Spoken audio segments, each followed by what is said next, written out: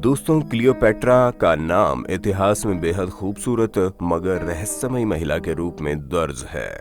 Cleopatra के बारे में कहा जाता है कि वो जितनी सुंदर और सेक्सी थी, उससे कहीं ज्यादा वो चालाक, षड्यंत्रकारी और क्रूर भी थी।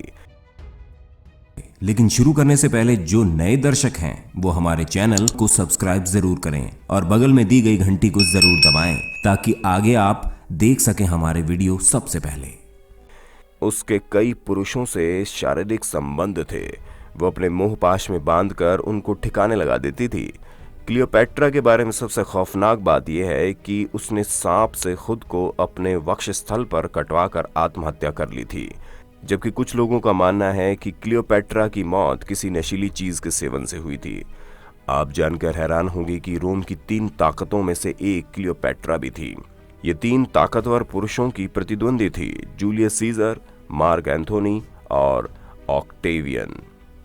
यहां तक कि जूलियस सीजर ने उन्हें मिस्र की रानी बनने में मदद की थी। क्लियोपेट्रा को दुनिया की सबसे अमीर और खूबसूरत औरत माना जाता रहा है। अनगिनत कलाकारों ने क्लियोपेट्रा के नैन नक्श और रंग रूप और उनकी मादकता पर कई पेंटिंग्स और मूर्तियां बनाई। यहां तक कि साहित्य की दुनिया में भी वो प्रसिद्ध रहीं। नाटककार शेक्सपियर, ड्राइडन और बर्नार्ड शॉ ने अपने नाटकों में उनके व्यक्तित्व के कई पहलुओं को पेश किया। क्लियोपेट्रा पर कई फिल्में भी बन चुकी हैं।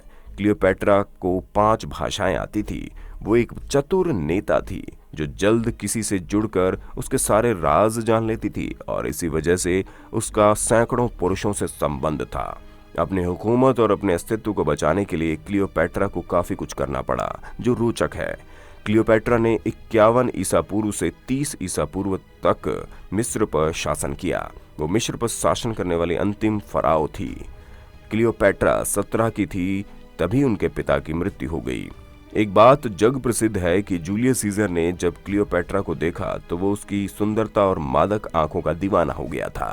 क्लियोपेट्रा की सुंदरता के जाल में फंसने के बाद क्लियोपेट्रा को मिस्र की रानी बनाने के लिए राजी हो गया और फिर क्लियोपेट्रा मिस्र के राज सिंहासन पर बैठी। वो अपने छोटे भाई के साथ मिलकर राज करने लगी, मगर जल्दी ही उसने अपने छोटे भाई को जहर दे दिया। क्लियोपेट्रा के आदेश पर उसकी बहन अर्सिनोई की भी हत्या कर दी गई।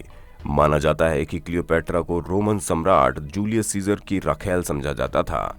रोमन जनता इस संबंध का विरोध करती रही। इतिहास में क्लियोपेट्रा का जिक्र बेहद खूबसूरत यौवना के तौर पर किया जाता है और इसके लिए वे गधी के दूध का इस्तेमाल करती थी। वे नहाने के लिए हर रोज करीब 700 लीटर गधी का दूध मंगाती थी, जिससे उनकी त्वचा खूबसूरत बनी रहे। हालिया हुई खोज में ये बात साबित हुई है। एक युद्ध के दौरान क्लियोपेट्रा अपने 60 जहाजों के साथ युद्ध स्थल में सिकंदरिया भाग गई थी। क्लियोपेट्रा की मौत एक राज बनकर रह गई। कहा जाता है कि उस समय 39 वर्ष की रही क्लियोपेट्रा ने अपने आप को सांप से डसवाकर आत्महत्या कर ली, जबकि जर्मनी के एक शोधकर्ता ने दावा किया है कि मिस्र की महारानी क्लियोपेट्रा की मौत सर्पदंश से नहीं बल्कि अधिक मात्रा में नशीली चीज के सेवन से हुई है। इधर इतिहासकार और प्रोफेसर क्रिस्टोफ शेफर दावा करता रहा कि अफीम और हेमलॉक के मिश्रण के सेवन की वजह से इनकी मौत हुई। क्लियोपेट्रा का निधन अगस्त 30 ईसा पूर्व में हुआ और हमेशा से यही समझा जाता रहा कि उनकी मौत कोबरा सांप के काटने से हुई। इतिहास प्रेमियों का कहना है कि क्लियोपेट्रा अपने मिथक को बनाए रखने के लिए मौत के समय भी खूबसूरत बनी रहती थी और इस तरह से क्लियोपेट्रा नाम की इस खूबसूरती का अनोखा अंत हुआ। अब हमें दीजिए इजाजत और याद से हमें सब्सक्राइब, शेयर और लाइक जरूर कर लीजिएगा। जय हिंद, वंदे मातरम।